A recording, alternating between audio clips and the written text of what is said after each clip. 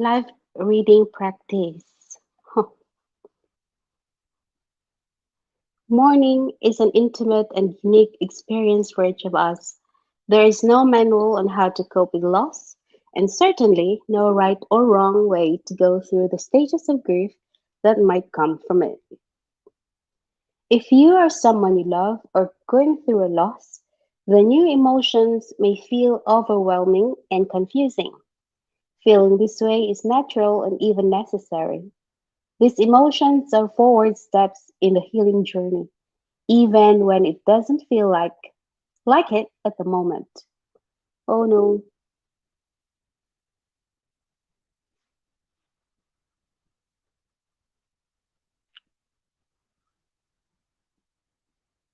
where did I go? Wrong page.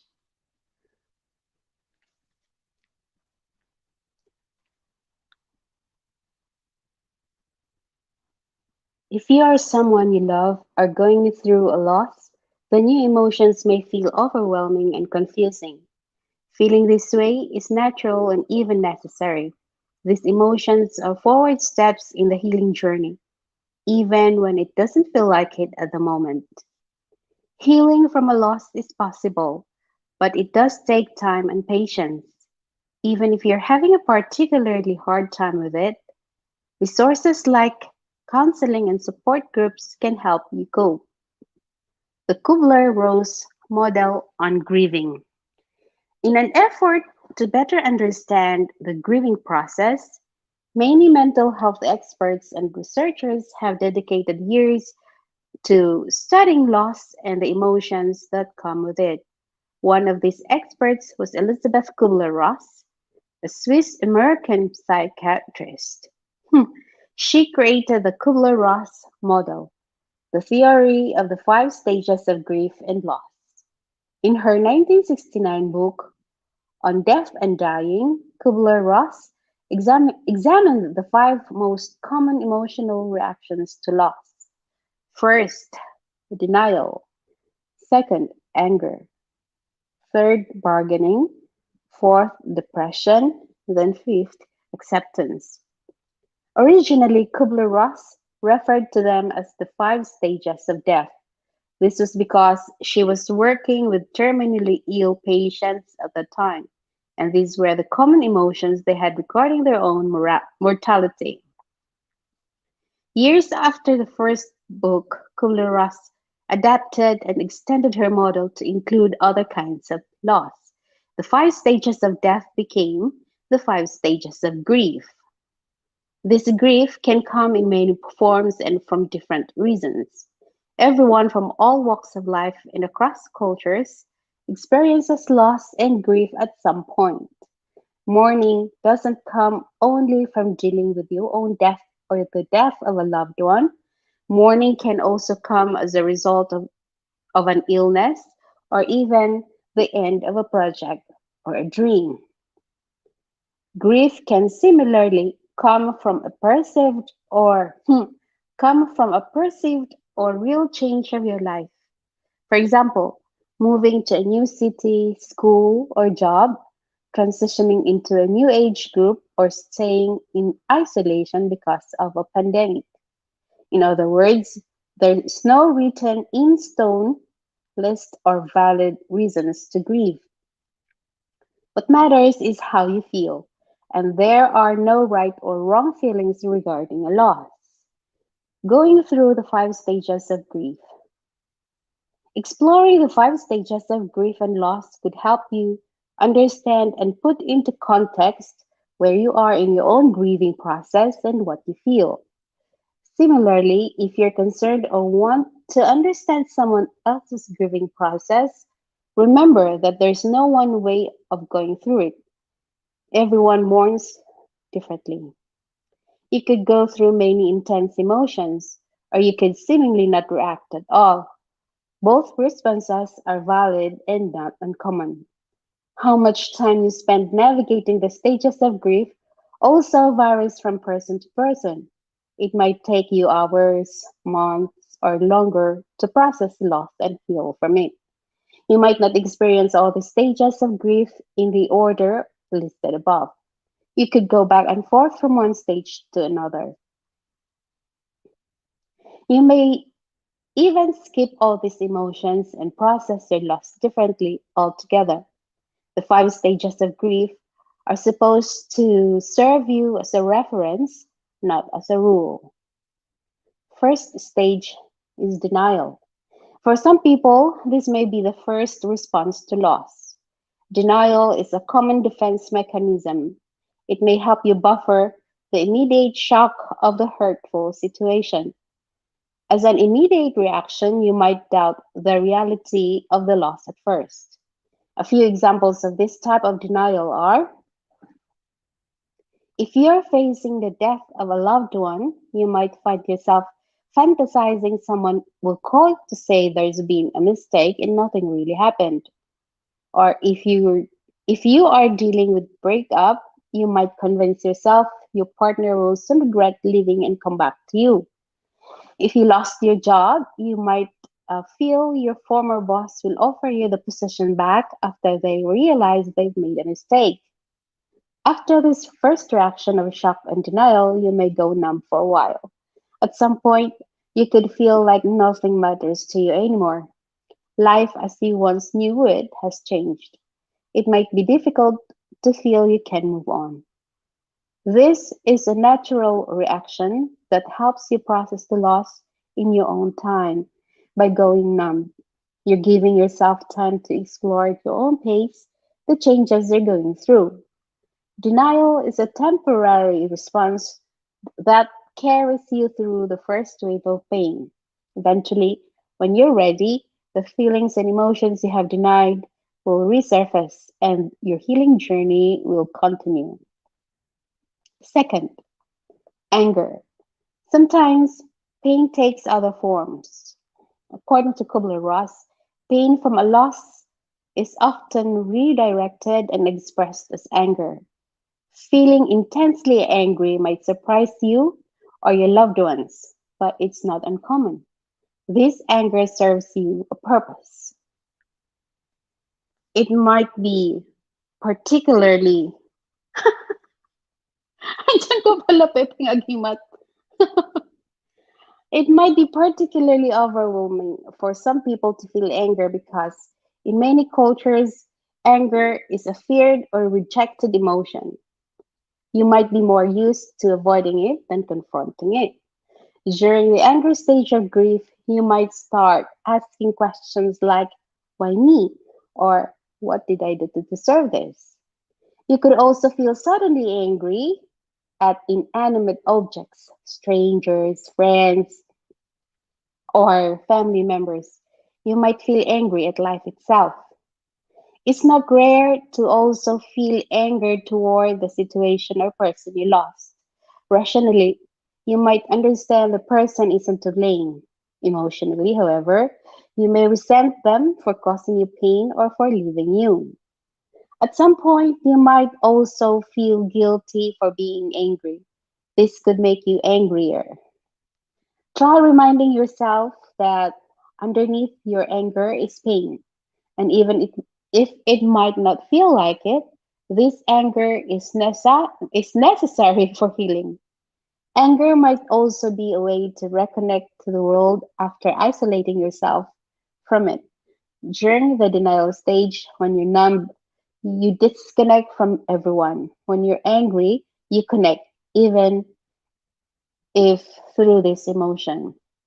But anger isn't the only emotion you might experience during this stage. Irritability, bitterness, anxiety, rage, and impatience are just some other ways you might cope with your loss. It's all part of the same process. Bargaining. Bargaining is a way to hold on to hope in a situation of intense pain. You might think to yourself that you are willing to do anything and sacrifice everything of your life if your life is restored to how it was before the loss. During this internal negotiation, you could find yourself thinking in terms of what if or if only. What if I did XYZ, then everything will go back to normal. If only I had done something differently to prevent the loss. Guilt might be an accompanying emotion during this stage, as you inadvertently might be trying to regain some control, even if at your own expense. All these emotions and thoughts aren't uncommon. As hard as it might feel, this helps you heal as you confront the reality of your loss. Next stage is depression. Just as in all the other stages of grief, depression is experienced in different ways. There is no right or wrong way to go about it, nor is there a deadline to overcome it. In this instance, depression isn't a sign of a mental health condition. Instead, it's a natural and appropriate response to grief. During the depression stage, you start facing your present reality and the inevitability of the loss you've experienced. Understandably, this realization may lead you to feel intense sadness and despair. This intense sadness could cause you to feel different in other aspects too. You could feel fatigued, vulnerable, confused, and distracted, not wanting to move on, not hungry or wanting to eat, not able or willing to get ready in the morning, not able to enjoy what you once did. This is all typically temporary and a direct response to your grieving process. As overwhelming as it may feel at this point, this stage is a necessary part of your healing journey. Next is acceptance. Reaching acceptance isn't necessarily about being okay with what happened. Depending on your experience, it might be understandable if you don't ever feel this way.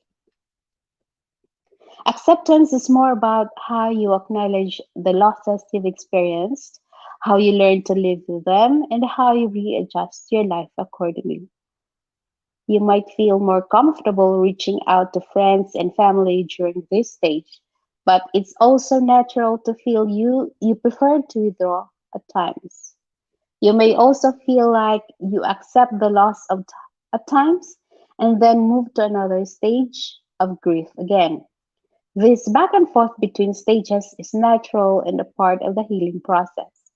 In time, you may eventually find yourself stationed at this stage for long periods of time. That doesn't mean you'll never feel sadness or anger again toward your loss, but your long term perspective about it and how you live with this reality will be different. Other possible stages of grief. The five stages of grief proposed by Kubler-Ross have served as a framework for many mental health professionals working with the grief process.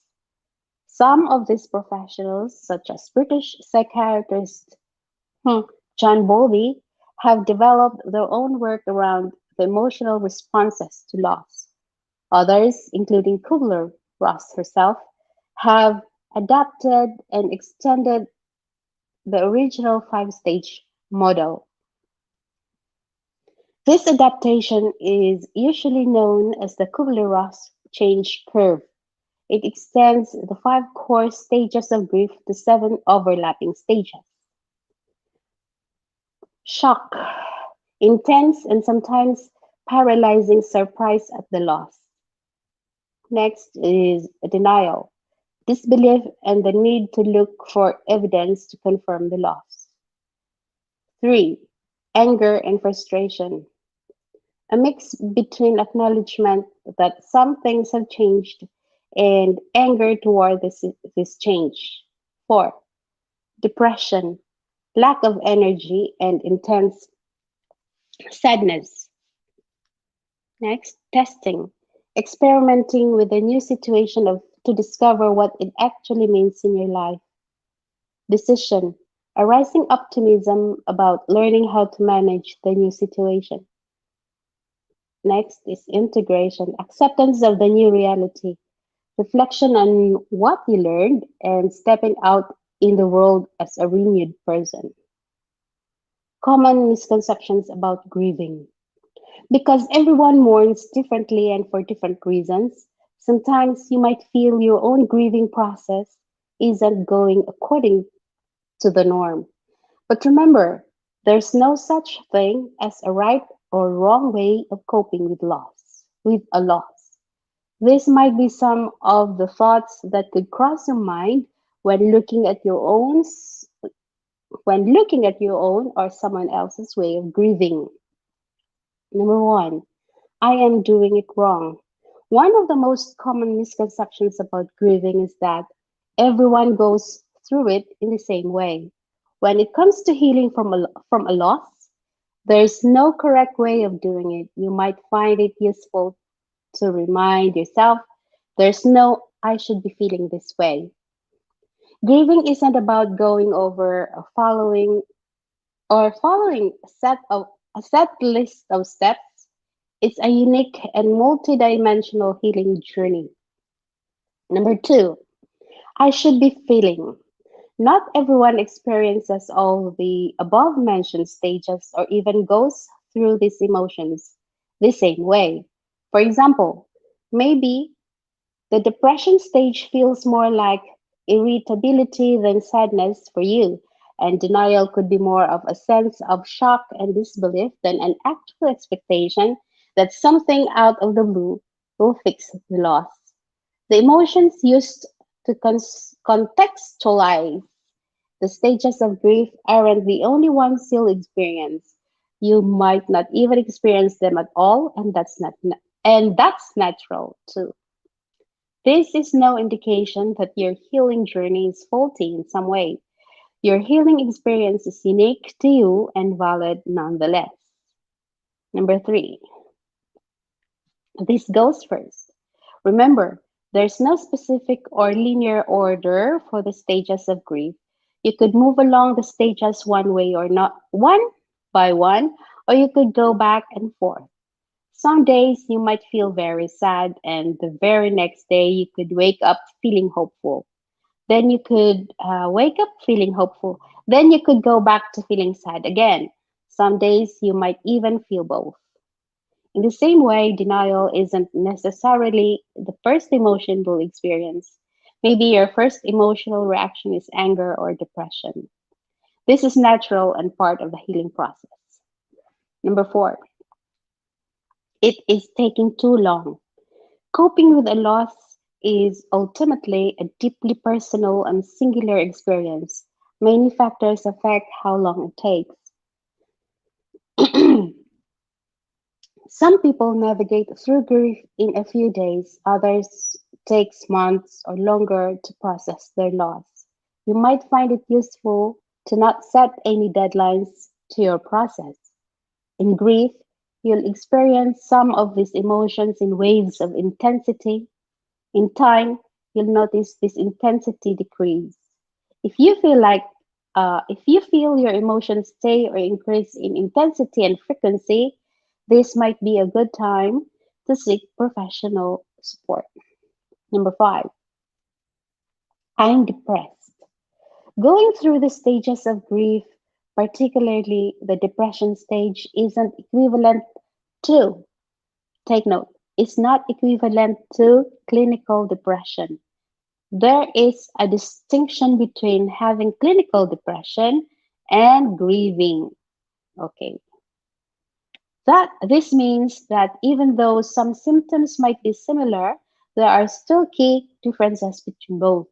For example, in grief, the intense sadness will lessen in intensity and frequency as time goes by.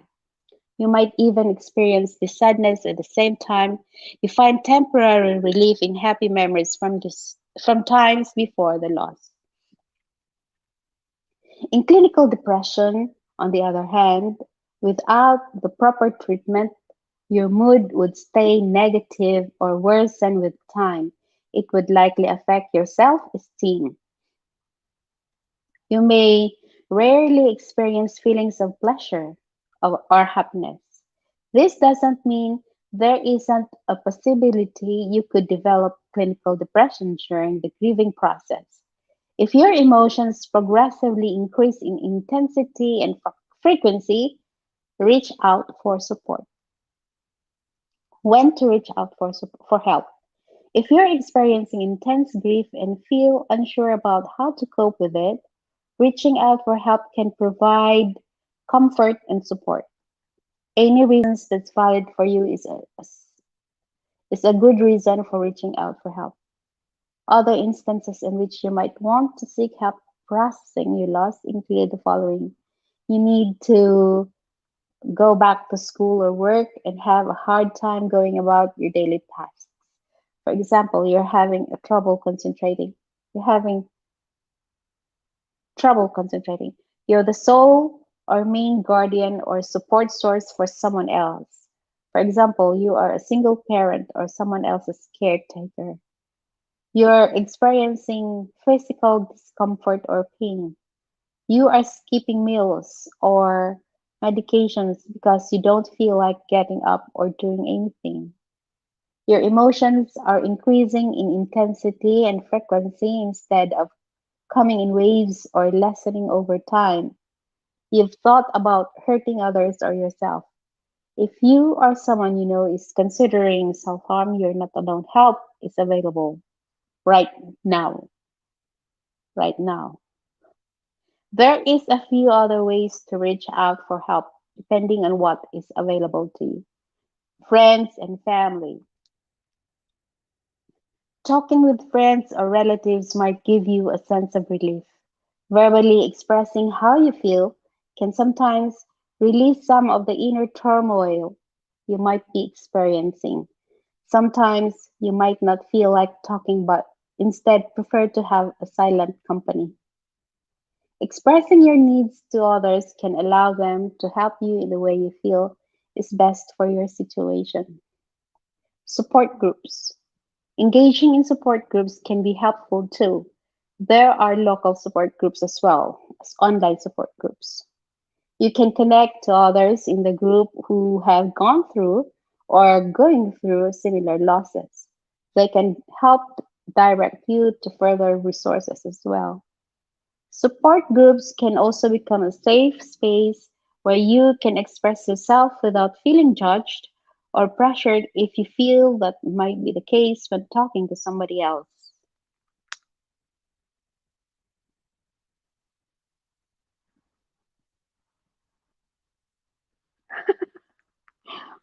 Nagbabasa nga lang ako eh. Ito talaga si Agimat. Magpapaktis lang din ako. Pepe Agimat, wala ka na eh. Wala nang nakikinig sa akin. Okay. Mental health professionals. Grief counseling and therapy are two ways to work with a mental health professional who might support your own process.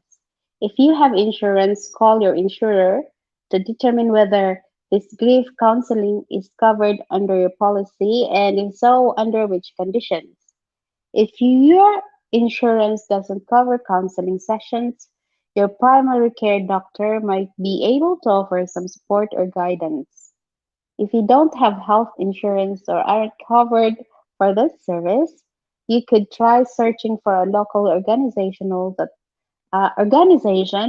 that provides grief counseling at a low or no charge. Many national mental health organizations like the National Alliance on Mental Illness have local or regional chapters. Calling them directly might give you access to some of this information and their specific grief support services. How to help someone who is grieving. You've taken the first step by just wondering how you can help your loved one. Here are some ways you can support them now and in the future. Number one, listen. Perhaps one of the main legacies from Elizabeth Kubler-Ross and her work is the importance of listening to the grieving person. You might have the best intentions and want to provide comforting words, but in some instances, the best support comes from just being there and making it clear that you're available to listen to whatever and whenever they want to share. It's also important to accept it if your loved one doesn't want to talk with you. Give them time and space. Number two, reach out. Not everyone knows how to comfort others. It might be intimidating or overwhelming seeing someone you care about have a rough time. But don't let these fears stop you from offering help or from being there. Lead with empathy and the rest will follow. Be practical. Look for ways to ease the weight of your loved one's shoulders. Explore the areas they might need help managing while they process their loss. This could mean helping with food preparation or grocery shopping, or organizing their room or house, or picking up their children from school. Do not assume. You might want to verbally offer your support and be attentive to whatever they tell you might help them feel better. But avoid assuming or guessing which step of the process they're going through at the moment. A smiley face or no tears don't necessarily mean they're not grieving. A change in their physical appearance doesn't mean they're depressed. Wait for them to express how they feel. If they're ready, and go from there. Search for resources. You might have the clarity of mind and the energy to browse local support groups and organizations, call an insurance company, and find a mental health professional. The decision of reaching out for this kind of help is, of course, entirely up to the grieving person. But having the information of but having the information at hand might save time whenever they're prepared or willing to take it. I'm done. That's all. I'm done. Bye.